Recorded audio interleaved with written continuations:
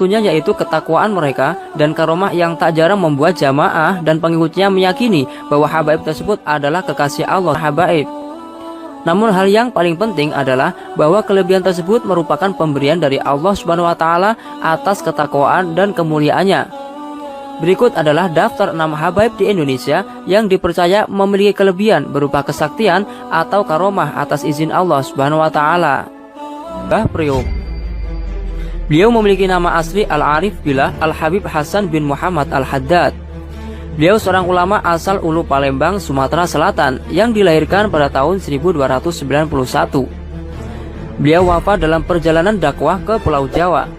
Semasa mudanya beliau belajar ilmu agama kepada kakek dan ayahnya.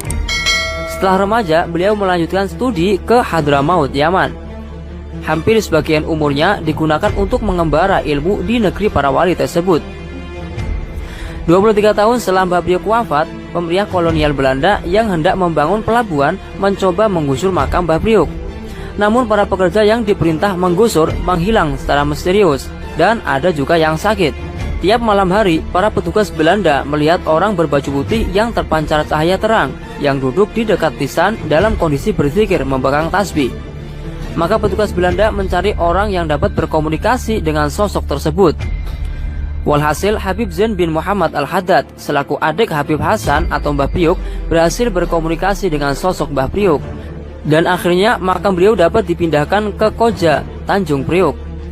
Hal misterius yang lain, tanggal 14 April 2010 pernah makam Mbah Priok mau digusur karena adanya sengketa tanah. Namun upaya aparat gagal. Memang sudah dari dulu operasi penggusuran sudah berulang kali terjadi, mulai menggunakan alat kecil hingga alat berat. Namun semuanya gagal atas izin Allah Subhanahu wa taala. Yang kedua, Mbah Khalil. Nama masyhur beliau adalah Syekhona Khalil Bangkalan. Dari segi garis keturunan, nasabnya tercatat sampai kepada Nabi Muhammad SAW. Beliau juga titisan Wali Songo, yaitu Sunan Ampel, Sunan Giri, Sunan Gunung Jati, dan Sunan Kudus, yang mana mereka bermarga Asmahan dan bersambung kepada Sayyid Alawi Amil Faqih bin Muhammad Syahib Mirbaj. Karomah beliau diantaranya, suatu hari ketika Mbah Khalil dan santrinya hampir kehabisan waktu sholat asar, beliau memerintahkan santrinya untuk mencari kerocok sebagai kendaraan menuju ke Mekah. Walhasil ketika Mbah Khalil dan santrinya yang pernah memakai asngat melesat sangat cepat ke arah barat. Tiba-tiba mereka sampai di Masjidil Haram setelah azan sholat asar dikumandangkan. Akhirnya mereka berwudu dan sholat asar di shaf pertama Masjidil Haram. Yang ketiga, Habib Kuncung. Nama asli beliau adalah Habib Ahmad bin Alwi Al-Haddad. Habib Kuncung dilahirkan di Kurfa Hadramaut Tarim, Yaman 14 November 1838. Beliau menuntut ilmu selalu berpindah-pindah dari daerah satu ke daerah lainnya, yakni diantaranya Malaysia, Singapura, dan Belanda. Beliau juga pernah berguru kepada beberapa habaib asal Indonesia. Kenapa beliau dinamakan Habib Kuncung? Yakni karena beliau pernah memakai kopiah pemberian bangsawan Bugis yang berbentuk kerucut atau kuncung pada zaman dulu. Habib yang satu ini memiliki kelebihan di luar nalar akal manusia atau khawariqul adah. Contohnya ketika ada seseorang yang membutuhkan bantuan mendesak, maka Habib Kuncung akan segera muncul secara tiba-tiba untuk memberikan pertolongan. Umar bin Hafiz. Nama lengkap beliau adalah Al-Habib Umar bin Muhammad bin Salim bin Hafid Syekh Abu Bakar. Beliau adalah pengasuh pondok Darul Mustafa yang berada di kota Tarib, Hadramaut, Yaman. Habib Umar adalah salah satu waliullah dan ulama abad ini yang memiliki murid yang tersebar di penjuru dunia termasuk Indonesia. Tingkat keilmuan beliau sangatlah tinggi. Beliau menguasai berbagai ilmu agama Islam dan hafal ratusan ribu hadis. Tak heran derajat kewalian beliau nampak pada diri beliau. Banyak karomah beliau yang nampak atas izin Allah, seperti menuduhkan singa dan jin lolos dari kepungan lawan dan lainnya. Namun terdapat karomah yang ajaib, yaitu dikisahkan bahwa Habib Umar sedang umroh di Makkah. Kemudian beliau mendapatkan telepon bahwa aktivis senior beliau dari Yaman telah wafat. Mendengar kabar tersebut, Al-Habib Umar dengan tegas menjawab tidak.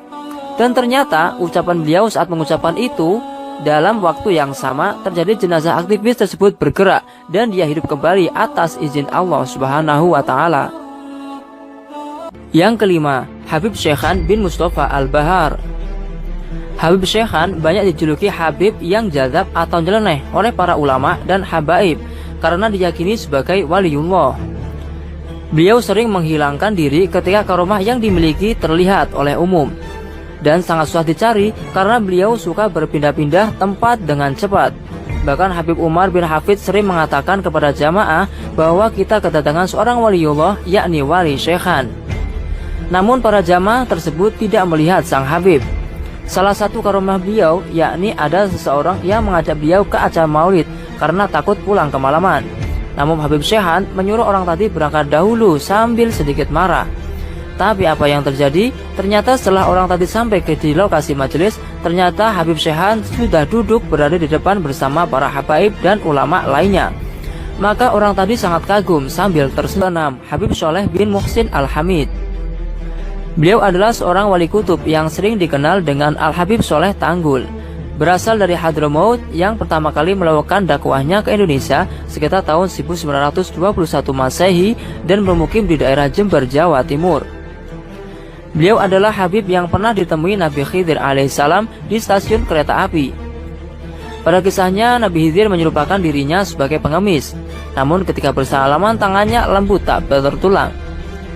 Di antara kalimat beliau terdapat salah satu yang unik, yaitu ketika seorang ajudan menghilangkan pulpen berharga milik seorang jenderalnya saat dibawa ke pasar, yang merupakan hadiah dari Presiden Amerika Serikat. Kemudian ajudan tersebut meminta tolong kepada Habib Soleh untuk mencari berkali-kali pulpen tersebut ke pasar. Beberapa waktu kemudian Habib Soleh masuk ke dalam kamarnya dan keluar lalu memberikan pulpen persis seperti apa yang dicari ajudan.